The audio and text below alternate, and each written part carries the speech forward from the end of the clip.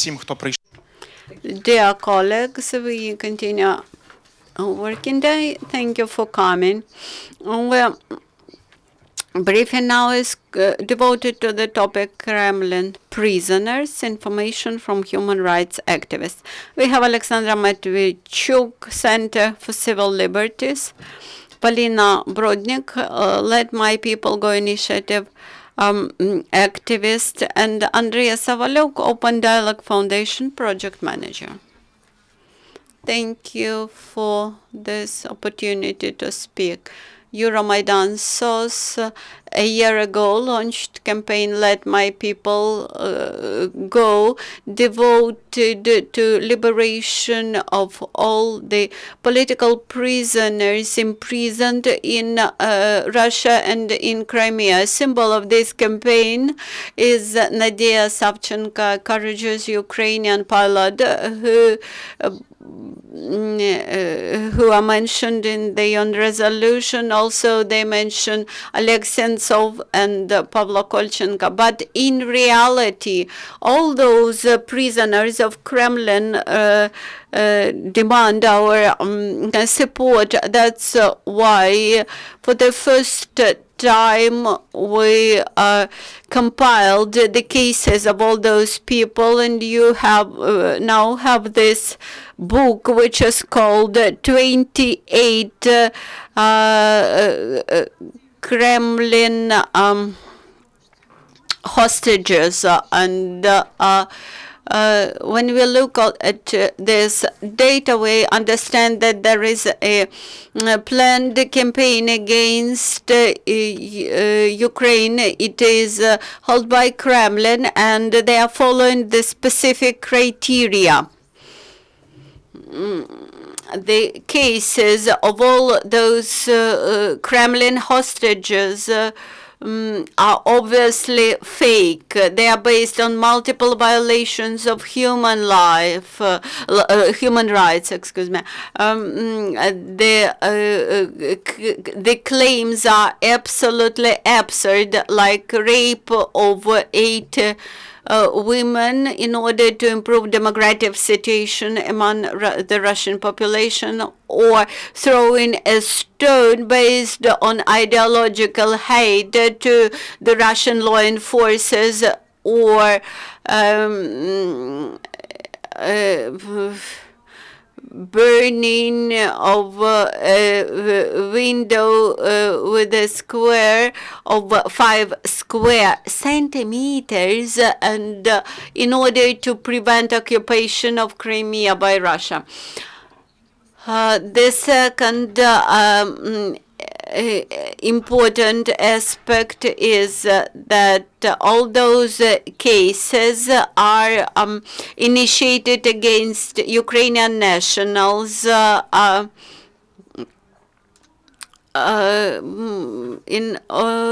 to show that this is not purely Ukrainian problem. We mentioned even Etnera Kokhnera, the Estonian natural, who also became the hostage of Moscow. And all of those cases, they have very clear political motivation. Thus, Moscow tries to create the image of an enemy from Ukrainians. That's why against civil rights activists or against active Ukrainian people, they try to create such fake cases. When you look through all those collected cases, you clearly come to conclusion.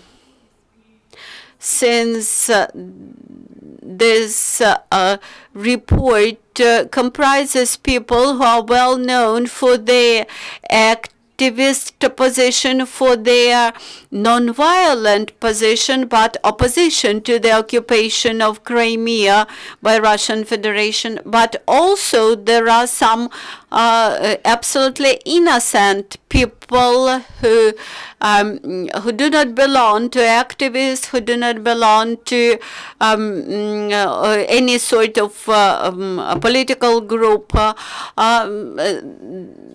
There are just ordinary, regular people. So we should clearly recognize that any ordinary person can become a hostage of Kremlin, and against anybody, any Ukrainian national, any Ukrainian citizen, they can doctor a fake case. And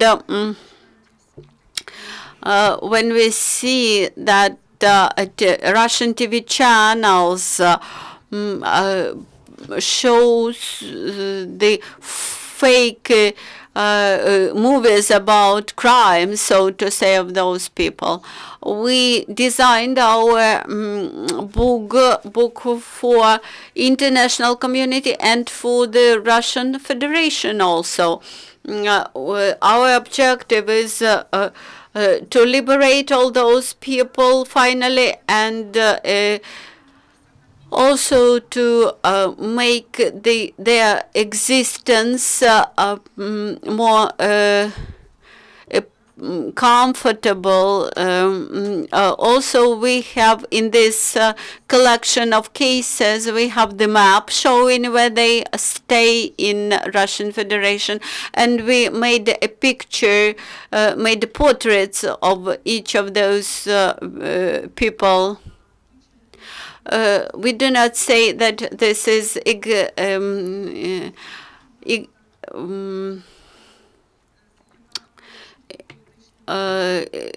exhaustive list.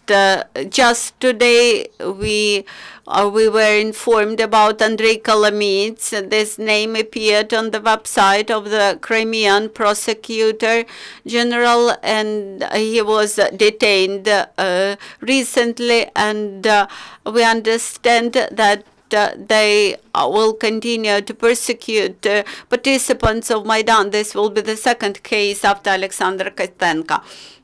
Also, finally, I would like to mention that we have recommendations how to prevent falsifying or producing false cases against activists.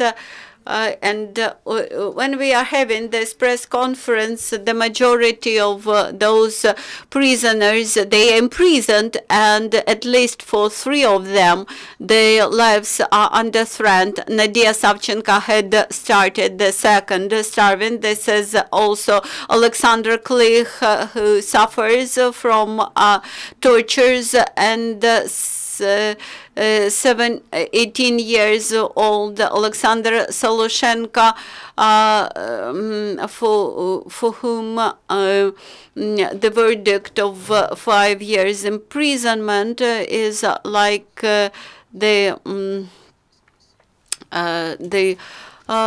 death sentence. So we represented the cases of 28 citizens. These are 26 citizens of Ukraine. One of them is a Russian citizen who is ethnic Ukrainian and lived in Ukraine. This were Oleshur, and one foreigner, Mr. Cohen. First category, Nadia Savchenko, Alexander Klich, are well known. I won't say more about them.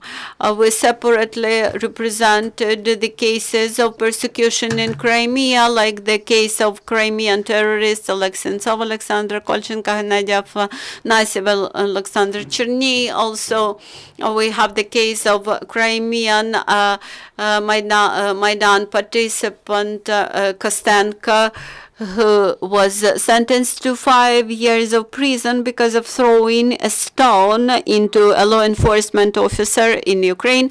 The son of Mustafa Dzhemilev, this case is also politically motivated because Russia had no right to persecute this person because this was criminal proceedings, a criminal investigation about him in Ukraine. Also, one more case of the verdict for counteraction to occupation of Crimea. There is no court decision in this case yet. Special attention should be given to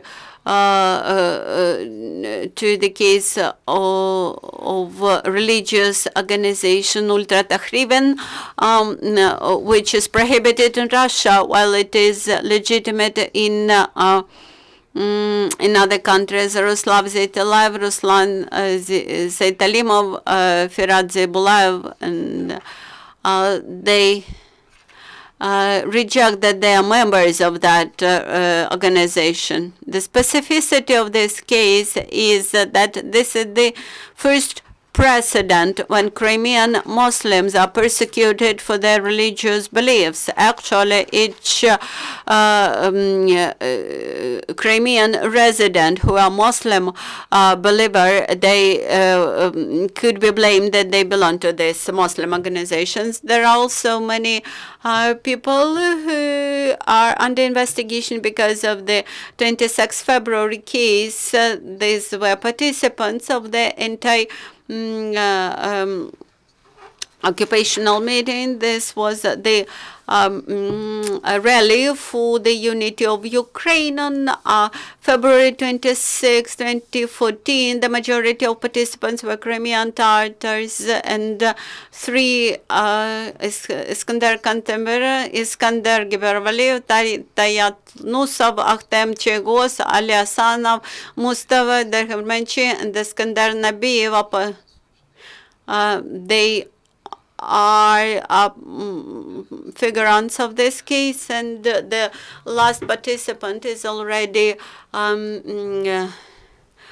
sentenced to imprisonment. The one more category of cases are the fakes, the faked claims as a participant of the terrorist organizations. Fortunately, advocates of this person managed to reject from this terrorist claims and terrorist charges, and now they insist that it was just a like a armed attack, just armed attack. One more case which we included into this collection finished happily. They both figurants were liberated. Also, Valentin Vygotsky, Yuri Soloshenko, and Valentin Shchur cases. We have verdicts in all those cases. They all got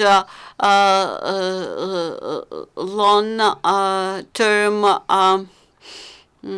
periods of imprisonment. Soloshenko, who has 73 years old, he is sentenced to 6 years of imprisonment. Also, the case of Istvan Kohver, Estonia's citizen. We included this case to our report to show that not just Ukrainians, but also European citizens remain under threat that they could be criminally persecuted in Russia at any moment without any real reasons. Also, there is a set of violations which were faked. So the main types of violations like trafficking, like kidnapping, like stopping a person to check documents, and later putting forward some claims. The violation of the procedure of legal protection. The detained persons were not provided with legal advice, or later they were provided with state advocates who did not do much. When relatives tried to hire independent legal advisors, they were prevented from from providing assistance. Also violations in in ensuring diplomatic support. Quite often Ukrainian embassy is not even informed that a Ukrainian national is being detained. For example, to Yuri Soloshenko, Ukrainian diplomats were able to get after 10 months of his detention. The fourth type of human rights violation is isolation from the relatives, which could be seen as psychological pressure. Also, making the cases classified information, and advocates are prevented from disclosing any information to the media. Six type of violations. The charges are not based on clear evidences. They are based either on witnesses which are not well proved by real facts, or they are based or the confessions are get because of tortures. Also, the Russian Federation extends its jurisdiction on the crimes committed in Ukraine, and when participants were Ukrainian citizens, which of course has nothing to do with the Russian authorities. And one more type of violations. At least 1/3 of all those cases are based on tortures applied at the pre-court during the pre-court investigation period. The psychological and physical pressure makes a huge impact on victims, and Maria Dubrovina, a legal advisor of Stanislav Klych, informed us that currently Stanislav Klych has signs of mental disorder, and the court even appointed a mental forensic expertise to be held. And now we would like to show you the video fragment with the legal advisor. On January 18, 2016, the Court of Chechen Republic made decision about ordering for Stanislav Klych medical and mental forensic expertise. It will be carried out in Grozny city in mental clinic, mental hospital. There are a number of questions put to the doctors, and but generally the main aim is to understand whether Stanislav Klych is suffering from mental disorder and whether this prevents him from participation in the court proceedings. Before detention of Stanislav in August 2014, he never was registered in any register related either to use of drugs or related to mental disorders, up to the this mental forensic expertise date, the court proceedings will be postponed. We hope that this won't cause a huge delay in the hearings, in the court hearings. As for the health conditions of Stanislav, beginning with January 13, 14, Stanislav showed a lot of aggression in the court sittings. He did not respond to the court notes, appeals, etc. Of course, moreover, in Chechen court, there is a video recording of the of that, and now it had become the part of the court protocol. If Stas will be recognized as a healthy person, because they had to cancel two court sittings on January 13th and 14th, then we'll take punitive measures, and if he will be recognized as mentally disabled, then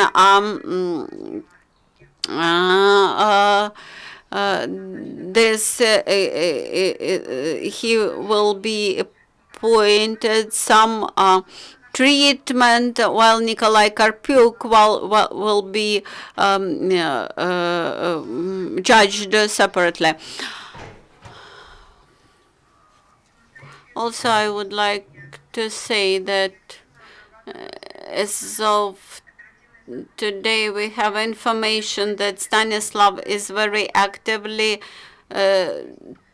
processed, treated in the prison where he remains, and because of this, we do not know what to expect. That's why we believe that it is necessary to exchange with all those prisoners as soon as possible, because we could predict nothing for the future. We could not think about positive scenarios. Any delays with the exchange of Stanislav may result in very negative consequences. On January 25th, Stanislav has a birthday, and I would request everybody to congratulate him and to send him your support, because now he requires a lot of support from you. Thank you very much in advance. Good afternoon, Polina Brodnyk, activist of Let My People Go campaign. As you understood from this video, Stanislav is now in a difficult psychological state, and it threatens the investigation of the case together with his counterpart, and he is not the only one who suffers from psychological and physical pressure that results in damaged health, and we are concerned. And Nadezhda Savchenko also can have problems with her health, and many others can suffer. And the most pressing problem is, of course, the release of these people as soon as possible. And these are not simply 21 persons. These are people who can suffer a lot, and that's why our campaign prepared this report with a view to stimulate the international and Ukrainian community to join the efforts in order to release these people and to increase pressure on Russian Federation. And at the end of our report, you can find recommendations that we present to the community in order to address the international institutions and to facilitate the release of people. And we want to stress that in most cases, we observed mistreatment, imprisonment, and torture, and they violated their rights, tortured them, and they didn't provide timely medical help to those people, and also diplomatic support, and also right to life. So, as you may understand, that the life of these people is under threat. So we address all international community to organize campaign to support these people and to conduct hearing at the level of the states and also in the European Parliament. Also, it is important to create fund for emergency help, because we understand that legal advice and the support of prisoners and some maybe even parcels to them and support of their families is very important. In the case of Oleksandra, there's a family with 4 children and a disabled father of the captive, and people don't have a possibility to pay for legal advice, and that's why we want to create a fund to support these people that would help their families. Also, we believe that it's important to organize missions in order to observe the activity of courts and also pre-trial facilities in which they are detained, because these conditions, they influence health of these people. And also we should provide protection to the legal advisors of the prisoners, because in some cases they are under pressure, and we know cases when they were told that if you don't stop this case, you will have some problems. And also, on the example of Oleksandra, we may say that international orders and medals, they also provide some support. People see that the international community do everything possible in order to release them, and this is also a sign to Russian Federation that people will fight, and that international community recognize the innocence of these people. And of course, sanctions are needed against people who took part in these fake fabricated cases. There should be a list, and we are going to compile such a list, maybe not on all the cases because it's difficult. And the last one, we of course will do everything in order to help and in the release of these prisoners, because without this that will be a violation of the Minsk agreement. And also we have a list of people and institutions where you can address to support us and to fight for the release of the prisoners. Now questions and comments. News One TV channel. Could you please repeat the name of that legal advisor whom we watched on video, and please say a couple of words about cooperation with Ukrainian authorities?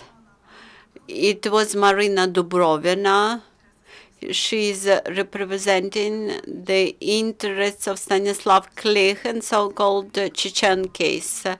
As for the cooperation with Ukrainian authorities, Let My People Go project and all the organizations very closely cooperate with the Ministry of Foreign Affairs and with the Ombudsman of Verkhovna Rada of Ukraine. We had some problems in cooperation with law enforcers. I remember how we went picketing the cabinet of ministers when there was when we were informed that the Prime Minister of Ukraine was named by Russian court as one of the figures in the case, absurd case. So we went to picket to say that with the Prime Minister, if he would be imprisoned, Verkhovna Rada were to provide immediate assistance and lawyers. As far as I know, as of the moment, there are now working groups created, and currently we work with them closely with all those bureaucratic differences peculiar for our systems.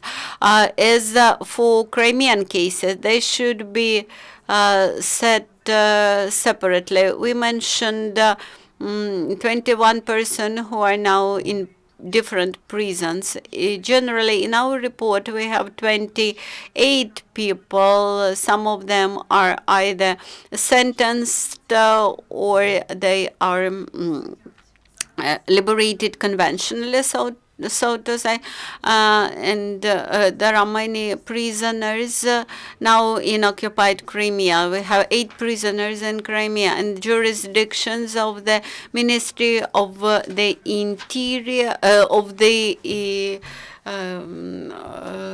Foreign Relations could be extended only on those people who are transported to Russia, but those who remain in the occupied Crimea, they're beyond the scope of our Ministry of Foreign Affairs.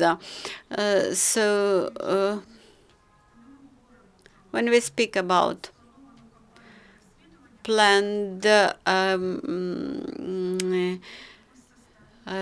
oppression campaign, planned persecution campaign, we should think how to organize counteraction to these repressions, and we should, just as we have the strategy of counteraction, the government authority should develop such a strategy. Any further questions? Yes, I see one more question. Crim Rally, Andriy Derkach. You encouraged us to protect advocates of Ukrainian prisoners in Russia.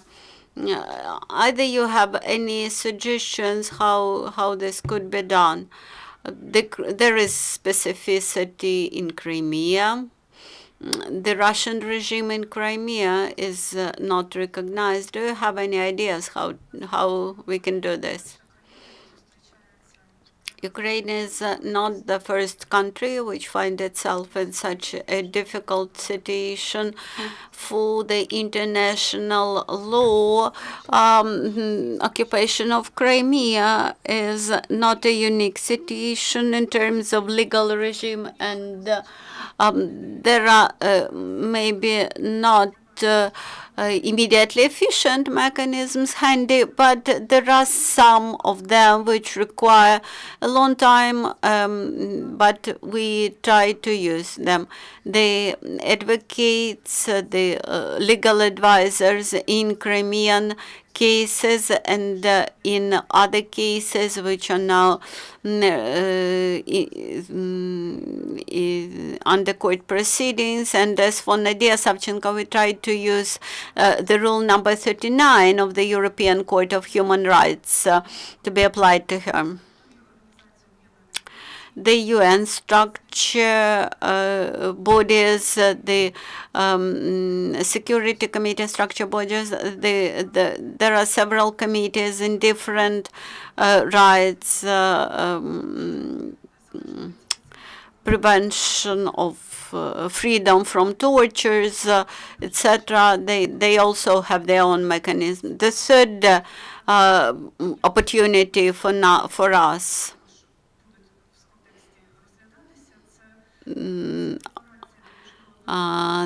There are declarations to the International Criminal Court. Now it observes the situation in Ukraine and Donbass. They will review the situation. They will monitor the situation, trying to understand whether this falls within its scope.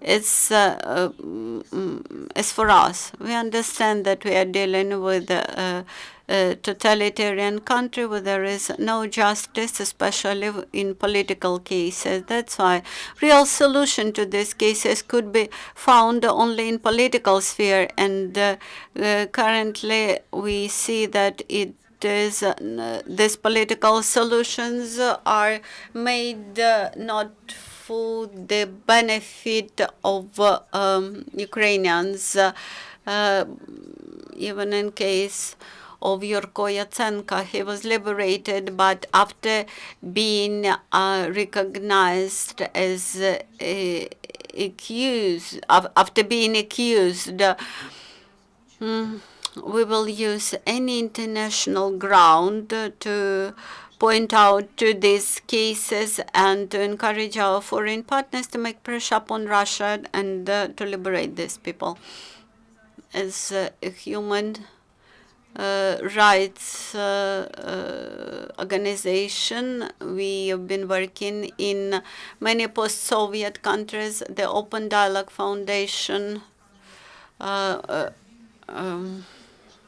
managed to liberate many Kazakh prisoners, political prisoners. That's why the nearest venue to present our report, this Parliamentary Assembly of the Council of Europe. Next time we will be in the Council of Europe, and we will communicate with the officials, with the representatives of Russian Federation, and besides Savchenko, Kolchenko, and Sin. So we will add some more names. Дякую. Чи є ще уточнення або питання? Any further questions? Then I will wrap up. We expect very much for assistance of the journalists. Planning the strategy of this campaign a year ago,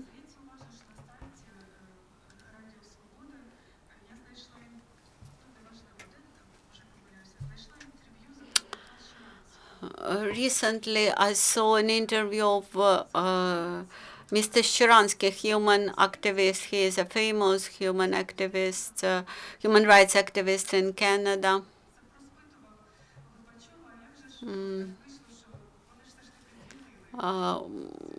Once he asked the question to Gorbachev how they managed to liberate Shcheransky. And Gorbachev answered when, at that time, when he visited any European country, before coming to our business, let us discuss Shcheransky. So we would like to reach the same level of insistence, that is, to bring those names into agenda of any international meeting, to create such level of pressure upon Russia that coming after one international trip, Putin would be able to say, let us liberate all those people. Thank you for coming. See you next time.